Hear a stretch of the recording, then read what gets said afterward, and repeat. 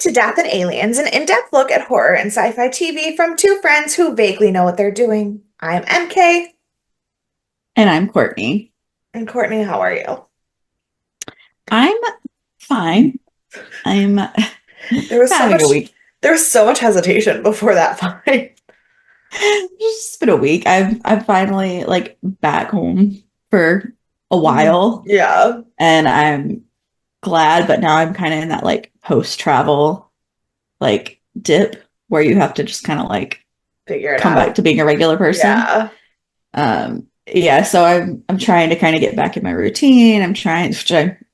Anyone who knows me knows that that's not a thing I have. right. I'm not a routine person. It doesn't matter if I should be, it doesn't matter if I want to be. I'm not.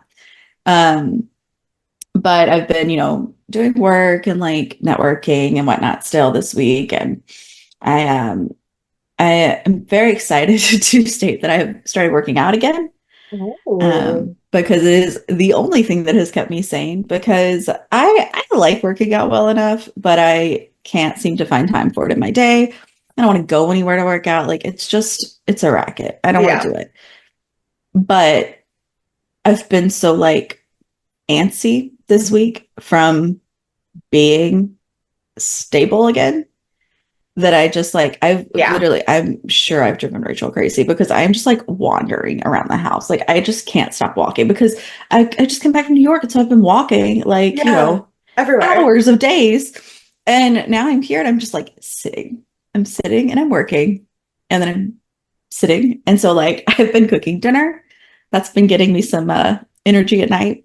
Okay. And I've been working out. I've worked out every day this week except yesterday because we were not here, Yeah. which I'll talk about next week. But yeah, so it's been like really nice. And Rachel was telling me, she was like, I heard recently that like they say that working out is like the best thing for an ADHD brain, anyways.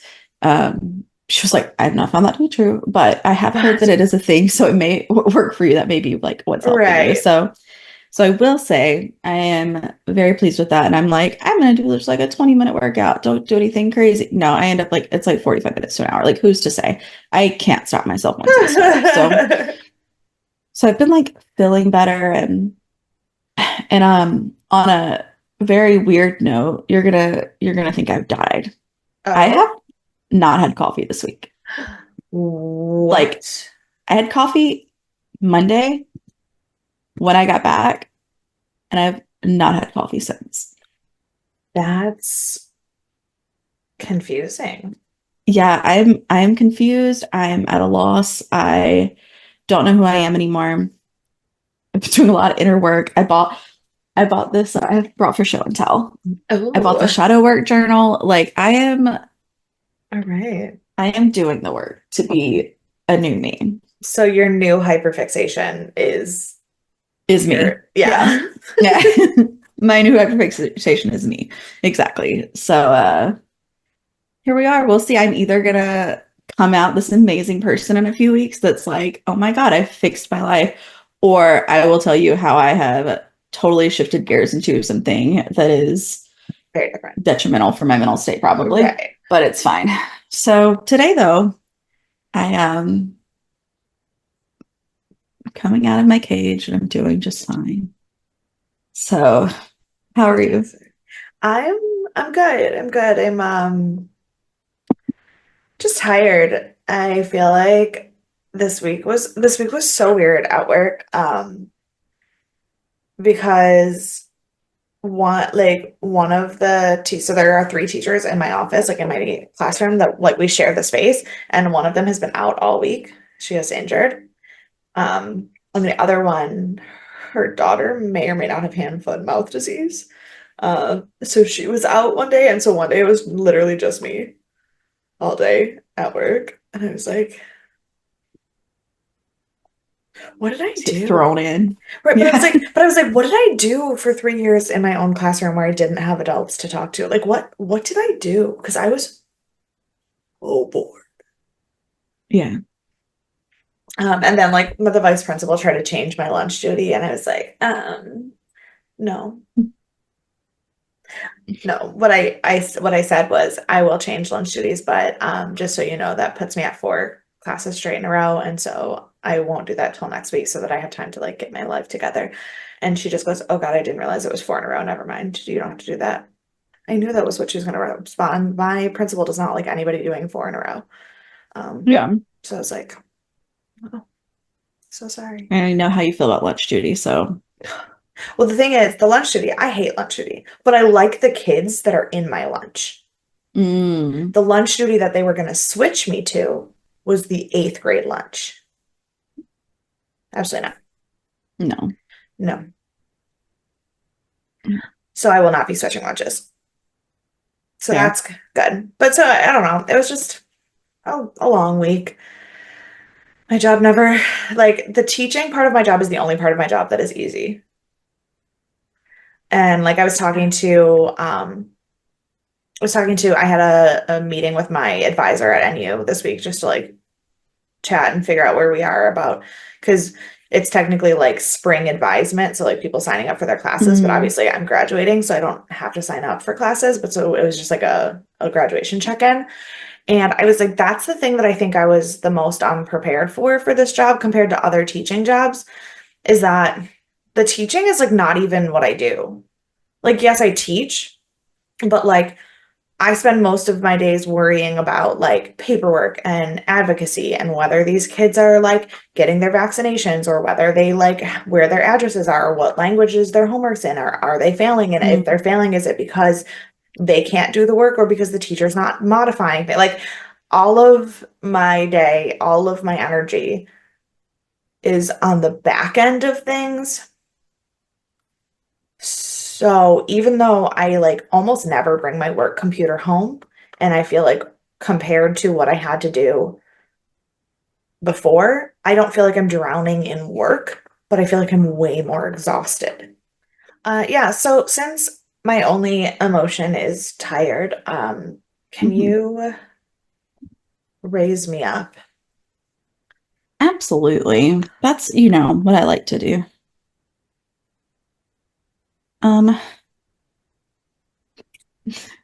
if this doesn't just solidify where we're at this week, Oh I don't know what boy. does. Forgive yourself for all of the times you thought the only way to keep someone else warm was to set yourself on fire and burn. Stephanie Bennett Henry. I love that quote. Me too. It's my some part of it is sometimes my home screen when I feel like I really need to like Yeah. remember it. Yeah. Yeah. So today we are talking about Stargate SG-1, Season 6, Episode 19, The Changeling. Um, Which not about a changeling. Like not it's not related to well, what I to what anticipated. you, okay, because I was like, because, well, if we think about what is the definition of a changeling?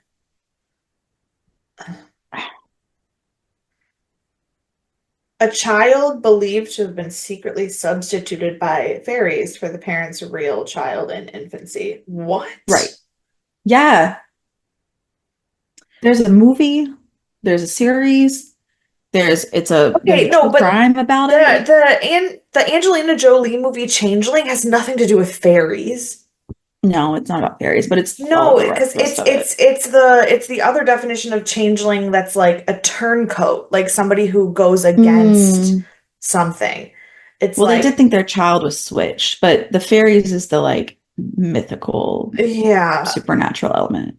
Okay, Yeah. I was thinking of the changeling as in like the turncoat, like the going Mm, against something sure. idea. And I was like, no, like that does make sense. Um, this episode did not have anything to do with fairies. No, Did not have to do anything with fairies or stolen children. only kind of, if you think about it in a Yeah, weird way of passing child back and forth. sure. Sure. But, and more about like a child living multiple lives. Hmm. So kind of, but not in, if your first thought had been fairies, I can see how you also would have been very confused. Right. Yeah, yeah, yeah. Um, It came out on February 28th, 2003, and was rated 7.6 stars. So we're back up in the sevens after a little Mhm. dip there. Still not super high, but back to our pretty normal average ratings. The same song and same book were the number ones. And the top movie was a movie called Cradle to the Grave, which was a Jet Li DMX like heist action movie that I definitely have never seen or had any interest in seeing because I don't watch action movies.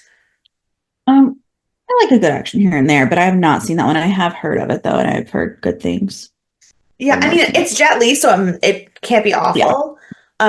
But I think like in terms of action movies, I have watched one of the Fast and Furious movies and not hated it. I haven't seen any of those. Um, but also the character development in the Fast and Furious movies, like the later ones, is really much more like they kind of stop being pure action movies Mhm. like after like the third one, and then it really is about the way those characters interact with each other in an action setting.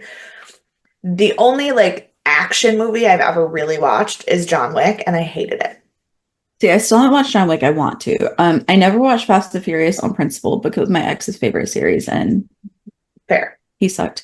But so I never watched that. But I probably would like them.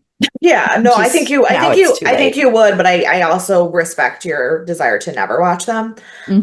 No, Doug loves the John Wick movies, and so he wanted me to watch them, especially I think like right after John Wick 4 came out, he like Hmm. found out that I'd never seen any of them.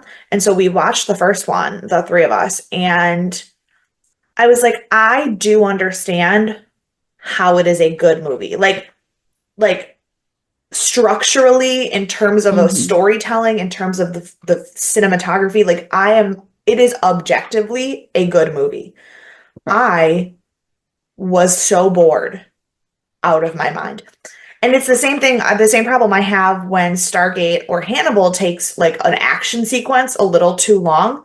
I Hmm. can't help it. I turn off. Like my brain, I literally can't pay attention to those things. I don't watch them. So an hour and a half long or a 2 hour long movie where an hour and a half of it is fighting, I did not watch it. Like I watched it, but I did not watch it.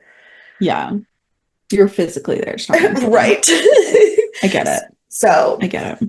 and I would love to be interested in action movies. I'm sure the people who are, I love them a lot. I Hmm. just, yeah.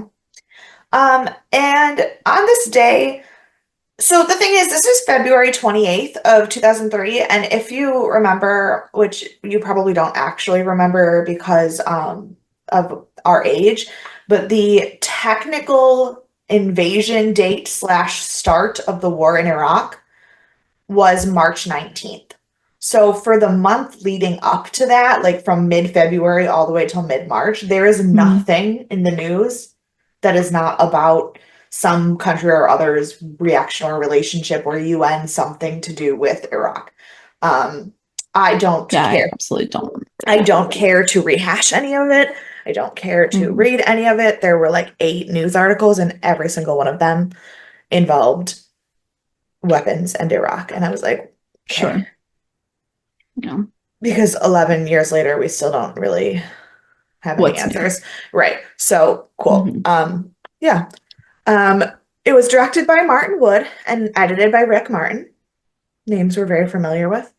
It was written by not a new person, but a rare person. It was written Mm. by Christopher Judge.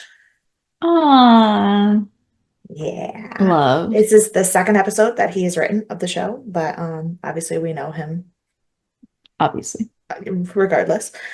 Um, the guest, now everyone in this episode was either a returning character or literally no one. So the person we're talking about, I have not really a lot to say, because he played random firefighter. Like the highest listed person that we had not yet talked about was a random firefighter. But the particular one we're going to talk about is John Ulmer. He was known Hmm. for iRobot, The Core, and Deep Rising. The reason I picked him is A, he was the highest ranked, but B, he is primarily actually a stunt actor, and he is Christopher Judge's stunt double. Christopher Okay. Judge does a lot of his stunts, but occasionally some of them are really intense. And John Ulmer is Christopher Judge's stunt double. So Um, did you watch The Fall Guy yet? no, It's no. about Stunt Ryan double. Gosling being a stunt double, Oh, and it's okay. like got Emily Blunt in it. It just came out on Paramount. It's really good. See, season 4 of Only Murders in the Building has all of the stunt double stuff in it. I don't know how far you are. I'm not far. I'm like 2 episodes in. Okay. I've watched the all 6, I think, that are out, but because Saz was Charles's stunt doubles, Hmm. they have so much things about stunt doubles in this season. And so I'm like, when I was like, oh, let's just talk about stunt doubles. And then I was like, why is this in my brain? And I was like, oh, it's because of Only Murders. Yeah. Um, yeah, so we start in a hospital. Um, let's just say this episode is fucking weird. It's one of my favorite episodes. So weird. I did really like it, but it was very strange. Um, yeah, so we start in a hospital where Teal'c is on the table about to get into surgery, and Apophis is the surgeon. Which, if you remember last week, I told Courtney's surprise clue for this week was that somebody was going to come back that we weren't expecting to come back, but also kind of not. And she was Yeah. like, what the fuck does that mean? It was how much Apophis was in this episode, even though he's for sure dead. He's for sure dead. Yeah. Um, so he's the surgeon, and as Teal'c is about to like start surgery, and Apophis is like being all creepy, he wakes up in a bunk room and Nothing makes sense. goes to wash his face, which is absent any Hmm. gold markings. Yeah. I was very confused.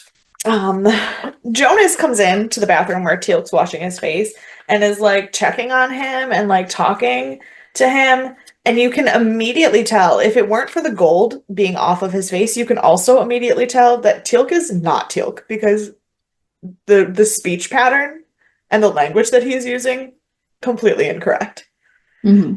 which is amazing because it just shows, and the flipping back and forth so much this episode. This one of the reasons that this is my favorite episode is because it is just a masterclass in what Chris Judge is capable of doing and how Teal'c is not who he is as a person. Right. Like Richard Dean Anderson is playing Richard Dean Anderson. Right. Michael Shanks is pretty much playing Michael Shanks, except for that Daniel has like obscure knowledge that he doesn't actually have. Right. Amanda Tapping is, again, doesn't have to do that much acting except for the actual knowledge base. Hmm. That Teal'c is not who Christopher Judge is as a person. He is, in Yeah. terms of like differences, the most alien character. Right. And so getting to And see, I was gonna say, and you can see like how intense he dives into his character because there were moments when he was talking like regular that I could hear him like straining to sound normal and not like tilt. Like and which is also the character, like the yeah, actor, because that wasn't real. So it right. didn't sound real. Because like I've met Christopher Judge, I've had a conversation with Mhm. him. He's a normal fucking human being. Right, right. Not an alien. Except for he did make a joke that he actually is Teal'c and now he's acting. Mm. Love that. Love Which is that. great. But and also like if you've seen pictures of like how he dresses, he's to be fair, I do actually sometimes think that he is an alien who just came to Earth because the outfits of like clothes he wears. Hmm. I mean, that is very fair. Yeah. Very different from Tilk, though. Different alien from Tilk. Oh, very different alien from Teal'c. But more like Teal'c stuck in 1969. Yeah. But so like this episode is a brilliant like acting piece. Um, but so Jonas is talking to him, and we find out that they're on a team together still, whatever this thing is, but Jonas is a probie. Um, which, if you know anything about like when people use that term, you know that it's for probationary, which they only ever use in cop and fire TV shows. Which, Like well, they call cops like rookies and stuff. See, I they only know do. like day-to-day stuff with cops and firefighters. I did Yeah. never heard someone call it a probie. So I was like, I don't know. That's not his name. This is not real life. No, yeah, probie means like probationary, and it's usually firemen. It's sometimes cops, but it's whoever is the person on your squad who is the lowest, who is like Yeah. the rookie. They call them probie. Um, what show is it that there's a comedy firefighter show that Dan got me into. I only have ever watched it with him. Oh, it's called Tacoma FD. Oh, I've heard of it. I've never seen it though. Yeah, it's ridiculous, but Dan likes it. It's like it's like the one of the few like dumb comedy shows that he allows himself. Um, and they use like firefighter terms like that. So, Yeah. um, but we find out that Teal'c's about to do something really big for his stepfather, and he's nervous and he's causing stress. And Jonas, the probie, is like trying to calm him down and like help him out, but Teal'c's like, I'm good, just go back to sleep. And then and then Teal'c wakes up again from Kilno Ream, touching his stomach pouch, very confused because he had no pouch or face in Yeah. the bathroom scene. And then it's the credits. So now we have had three separate maybe dreams. Like at this point, you don't have any clue what is real life and what is not. I was also very confused. Yeah. I was just as confused as Toke was. uh, so after the credits, Teal goes to the mess and he's talking to Sam about how he can't sleep. And she's like, well, like this mission is about the Jaffa rebels, like it's a big deal, like you're probably really nervous, blah blah blah. And then he like slips back into it. The camera work in this episode is also amazing because the number of times that they like pan the camera so you see half of Teal'c's face, and then when it pans, somebody else is talking to him who wasn't there before, and you only know which world, quote unquote, it's in because of whether his face is marked or not. Yeah. So he's talking to Sam, and then he's like slipping back into this firehouse where he's still talking to Sam, but instead of talking about the Jaffa mission, they're talking about giving his stepdad a kidney. Um, So strange. and so you see that Jack and Jonas and Sam are all there with him, and Sam is a captain, and Jack is the chief of the firehouse. You can tell by their little outfits. Well, and because Sam makes a joke to Jonas about calling her captain. But then they get called to a big fire. They all get on their trucks. There's a drawn out scene of them doing firefighter stuff, which is just funny to me. Like, why there's so much time spent on some of the firefighter stuff. Yeah. Um, and they get to the car wreck that they're trying to help, and they're saving someone, and they flip this guy who was like injured on the road over to get him onto a stretcher, and Teal'c sees Apophyse's face and then starts having like a full-on panic attack. Um, And while this is happening, Sam is saving a kid from the car. And Sam and Jonas are working in this car, and they figure out that this kid in the passenger seat is alive, but the driver is dead. So they try to save the kid, but then the car starts, and they get him out, but then the car starts on fire. So they're obviously getting out of there, and they're not removing the body of the dead person because the car's going to explode. And he's already dead, which is tragic, but more people would die if that were the case. Yeah. Um, so, but Teal'c looks up and he thinks it's Braytak in the car.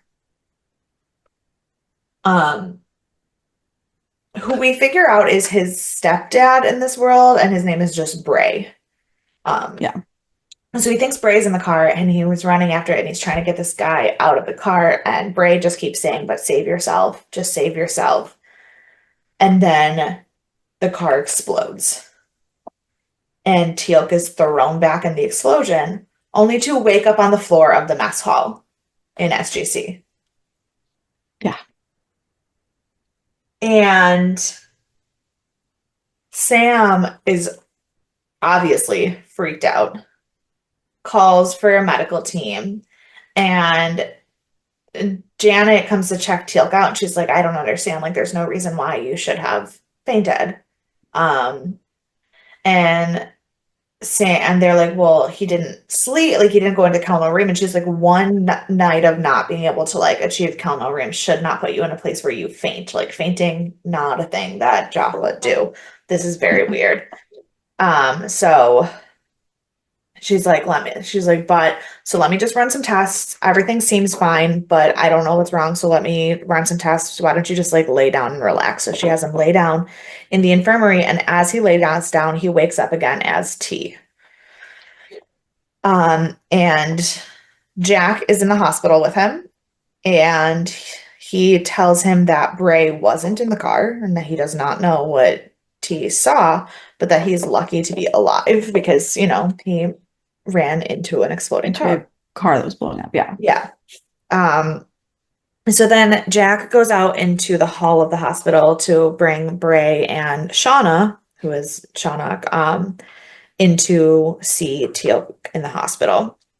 And when he is letting them in, Shauna stops him and is like, is the idea of this transplant like messing with him that much? Like, is he really under that much mental strain? Like, what's going on?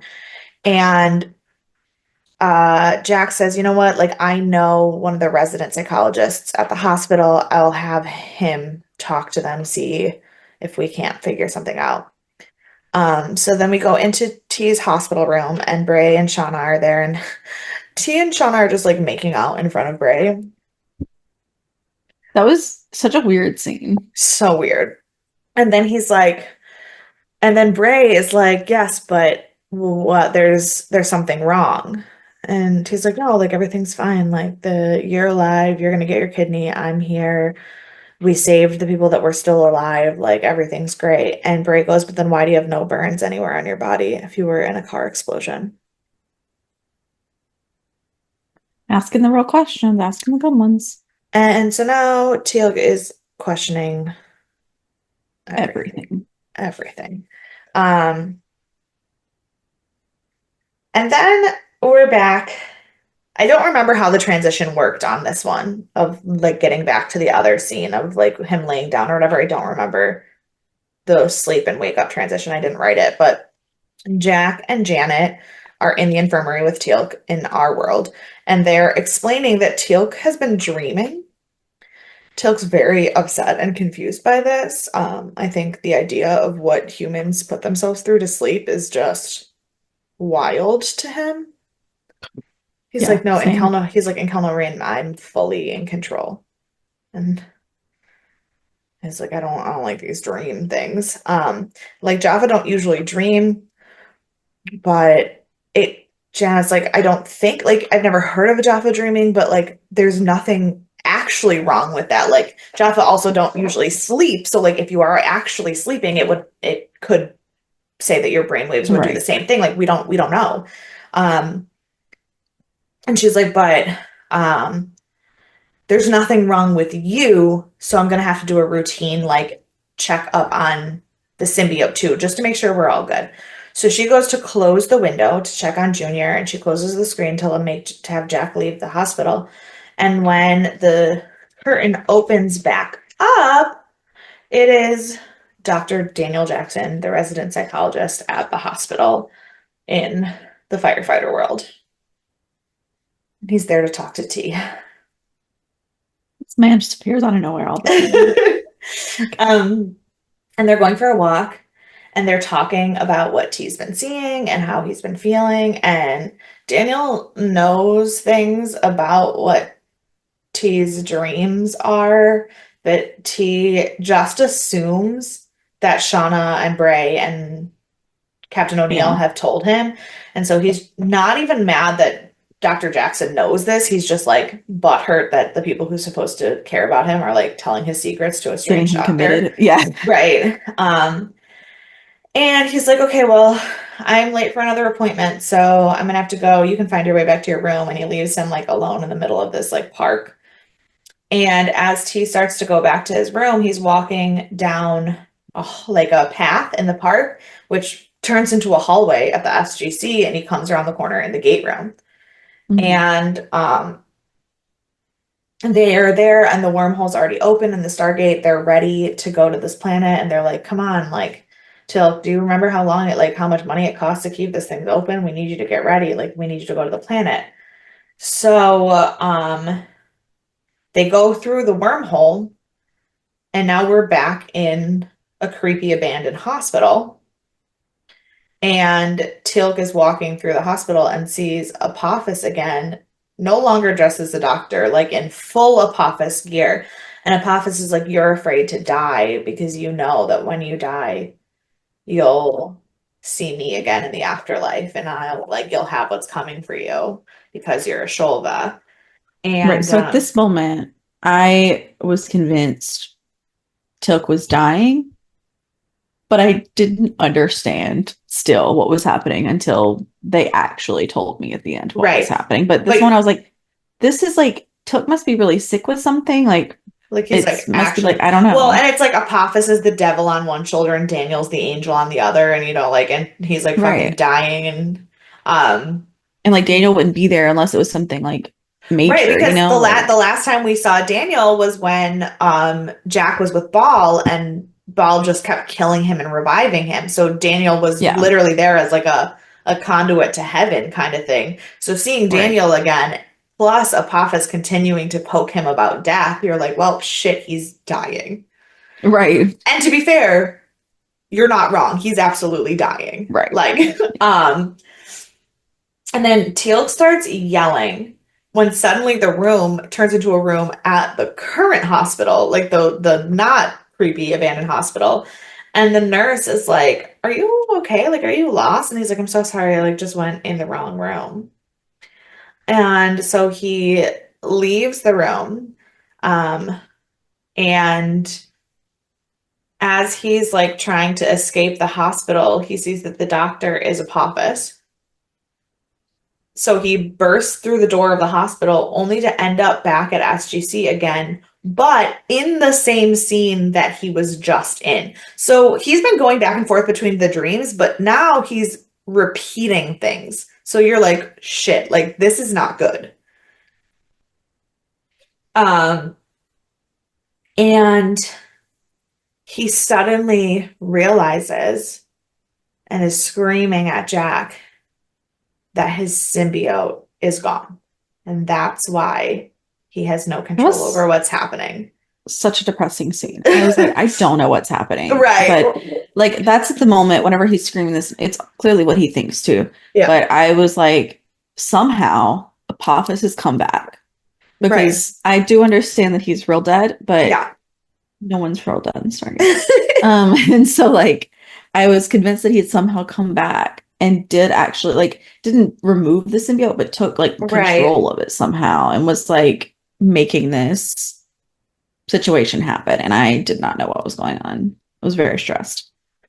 Right. Which so is Jack because he's like, Yeah. Janet literally just cleared you to travel. Like, you're fine. I don't know what's going on. And Teal'c is very insistent.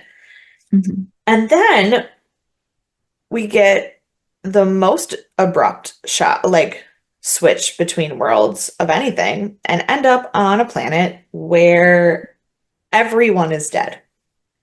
Everyone. There's just bodies everywhere. And Teal'c is laying in these pile of bodies with his arm around Braytak. And we see him take the symbiote out of Braytak and put it in himself and just scream, "Help me."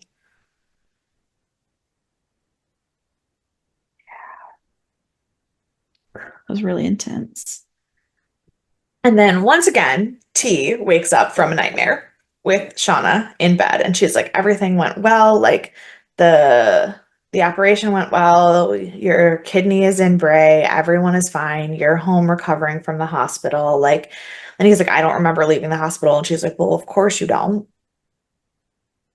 Which, on the one hand, I've left a hospital still slightly anesthetic-y before, Hmm. but not for an organ removal. You would definitely be in the Right. hospital longer than your anesthesia.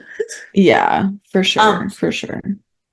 Um, but so, and she's like calming him down and saying that like he's safe.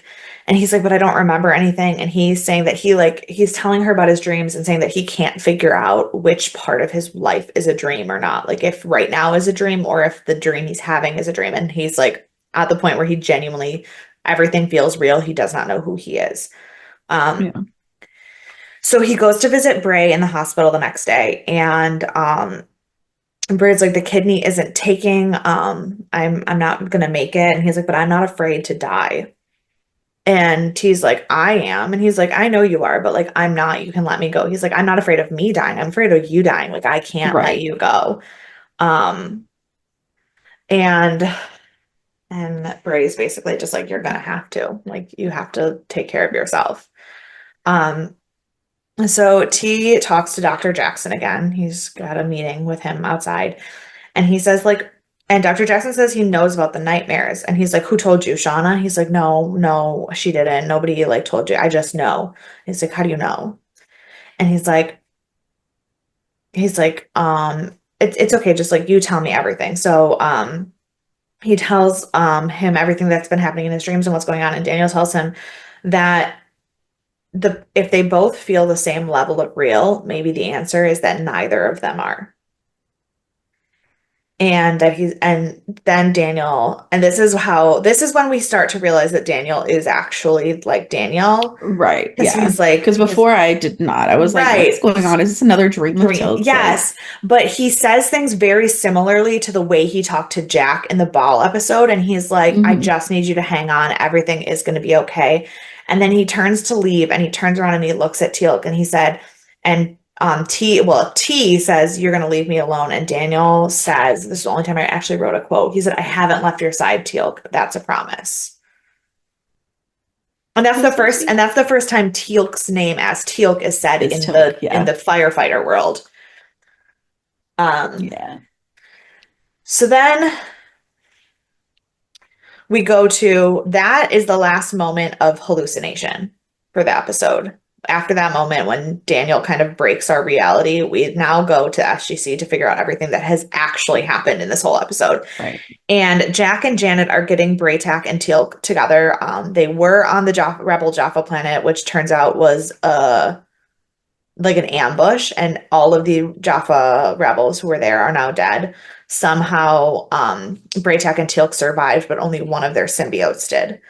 So Teal'c has been passing the symbiote back and forth to keep him and Braytak alive, and like basically leaving one of them without a symbiote for only as long as is necessary. Um, but we don't know how long ago this started or how long they haven't had anything.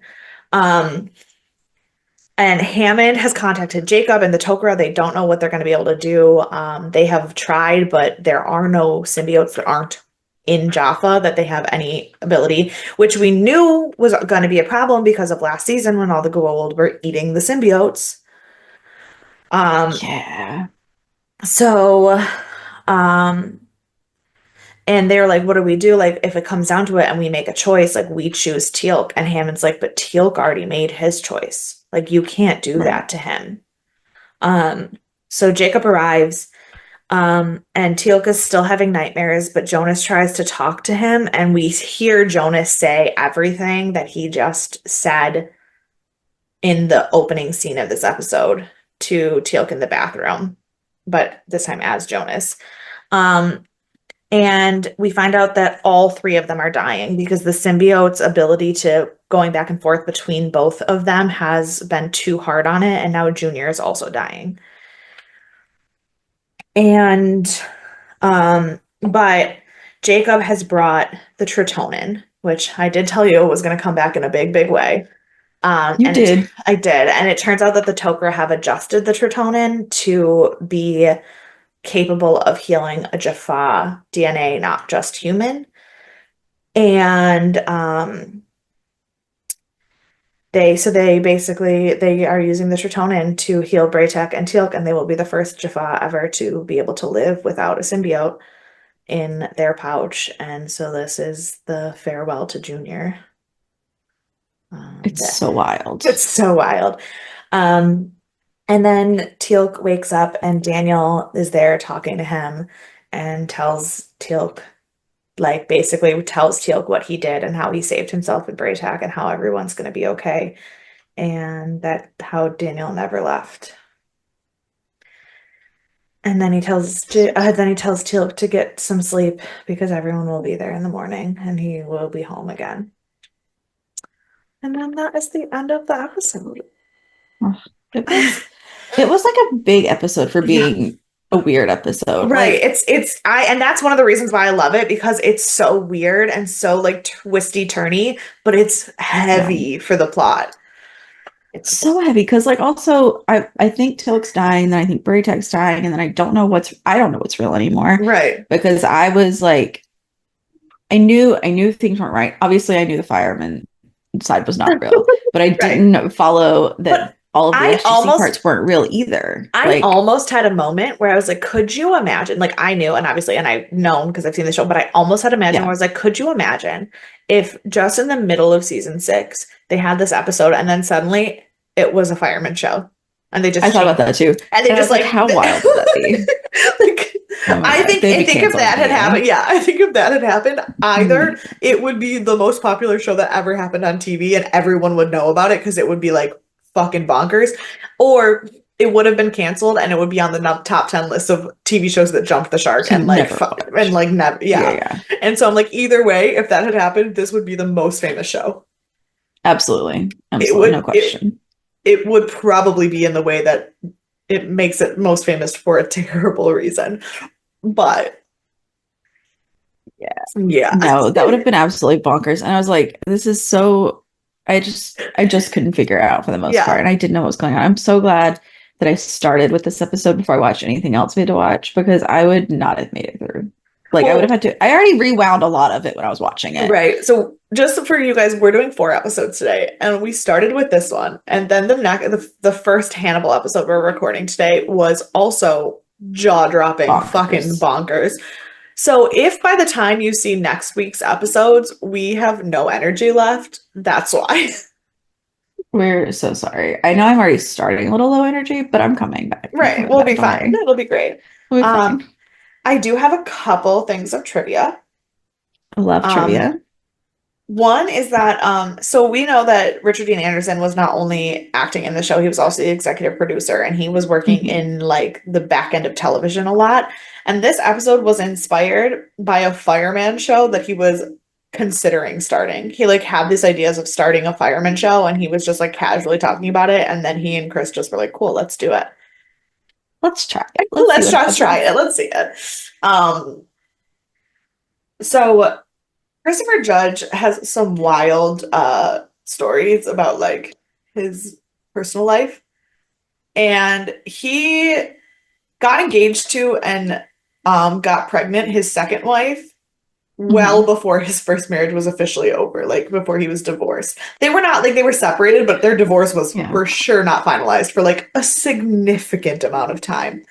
The nurse who finds Teal'c in the wrong room is his second wife, and they got engaged shortly after this episode ended, and then their baby was born a year after that. What a wild time. Also in this episode, but much less chaotic, Amanda Tapping's husband, who is her only husband, who's not really very famous. The only one. And but also, well, because Michael Shanks has some crazy relationship stories that we've already talked about on this show too. But Amanda Tapping's husband, in the scene where the fire alarm goes and all the firemen start coming down the pole, the first one to drop down the pole is her actual husband. Aw, it's a family affair. It is. It was totally a family affair for this episode. And I don't really have any other trivia, except for that, like, Michael Shanks really loved this episode. like, because one of the things, one of the interviews that he had was like talking about how this episode, a for a lot of the things that I said about us getting to really see Christopher Judge and his abilities, both writing and acting and everything, but also like getting to see like we see a lot in the show about Daniel and Jack's relationship, and we see a lot about Jack and Teal'c, and we see a lot about Sam and everybody because Sam is more Mhm. emotional. But Teal'c and Daniel, their relationship is never really the forefront. And to Yeah, have this episode where the only thing that really gets Teal'c through is Danielle, and Daniel being able to like recognize in Teal'c the selflessness and the things that made Daniel capable of ascending. Teal'c is the same. Like if any of them actually deserve to be like an ascended being, it is Teal'c. And like that is right, very, and like they say when they're worried about their Tritonin and what it means for the future, and Sam says whether this causes them a drug dependency or for the rest of their life, or whether they don't make it and they die, this is the first step into a free Jaffa. They would both want it no matter what. And like right. you get this really funny and wacky and wild episode that is just truly the heart of these characters that you don't get to see in that way. And Michael Shanks really loves this episode. Yeah, So, yeah. yeah. It's a great episode. So, So, do you have any thoughts, theories, predictions, questions, comments, concerns? I mean, we've killed most of the rebel army now, it seems. There might be a few stragglers that were off world somewhere, Right. but for the most part, most of them are gone. But we've also found like the biggest cure, I guess, Right. also. So like everyone's dead, but we know how to save them. Like, what does that mean moving forward? I mean, obviously they'll have to recruit more people, but Yeah. at this point, it's going to be harder. We have to go, with different quote Yeah. unquote gods and whatnot. So like, I assume we're going to have to go try and get more recruits. That's kind of the next step. Um, I don't know if there's going to be like any um like issues or trials to work through the Right. triptych, like um with is it called triptych? It's tritonin. Triptyn's a drug. I was like, Like tripton's a real drug. that's like a real drug, yeah. Like a medically prescribed one, not like a shit Yeah. drug. Um, but tritonin. Um, and so I don't know if there's gonna be like any weird side effects. If there's gonna be any weird like I don't know. I don't know what the next step is with that, but that I mean, we're what, 2 episodes away from the finale now, 3 episodes away. Yeah. So I feel like that's going to be part of the finale is talking about that. I'm not Yeah. sure what else. I mean, sure, when Osiris, somebody's going to come back, fine. But Right. like those things, I feel like we're also going to like look at again before we go to the next season. Even if we don't like solve them, I don't think we're going to like solve them Right. this season. But especially because we aren't sure about renewals. Mm-hmm. And so it's a lot to pack into 3 episodes, especially with introducing something like this so big, like right before the end. So Yeah. I don't know. I don't know what's gonna All right. happen, but those are things I'm thinking about now. All right. Well, and full spoilers. Next episode has nothing to do with any of it. Not at all. Nothing. So Right. great. Who do you want to punch? I want to punch whoever started this ambush. I don't think they told us. Is that They did right? not. They did not tell us. No, they did Right. not. Okay. Because I did back that up a couple times. I was like, did I miss something? So Mhm. whoever started this ambush, I would like to punch them in the face. That's fair. This episode was really hard because it didn't really have any bad guys in it. Right. Um, so even though she was not real and it wasn't her fault, I'm gonna punch Firefighter World Shauna because Mhm. she was a really whiny wife. Yeah. And Mm. also she was making out with Teal'c in front of Braytech, which was fucking weird. Which So was very weird. Yeah. yeah. Mhm. I'm like, it's not her fault. She's Absolutely. not even real, but since nobody else Right. sucked enough in this episode, um, who is your MVP? I mean, I think I'm gonna go with Daniel Jackson. It I was was gonna hard. say, I I want to was go gonna with say, you Teal'c, said but I I think I'm mean actually like gonna it go was with so I obvious know. when there it was I not was at so all. committed. I was so committed, and then I was like, I have no idea. Yeah. But I think I'm gonna go Daniel Jackson because Mhm. he just did all the right things. Yeah. I mean, I assumed you were gonna pick Teal'c, so I was gonna pick Daniel Jackson, which makes it really easy because you picked Daniel Jackson, I picked Teal'c. Right. Like, Those were the two I was between. yeah, So, they both obviously. they both did all of the right things. Hmm. So yeah, that is the changeling. No fairies to be seen. No Um, fairies to be seen. um, if you have thoughts, theories, I don't know, anything you want to talk about this episode, you can email us at deathandaliens@gmail.com. You can follow us on all the social media at Death and Aliens, and you can follow me everywhere at EMKAY_superstar. And you can find me at CE Cloud 13. And we will see you on Thursday for probably the wildest episode of Hannibal we've ever watched. It's it's a Yeah. good one. Yeah. Bye.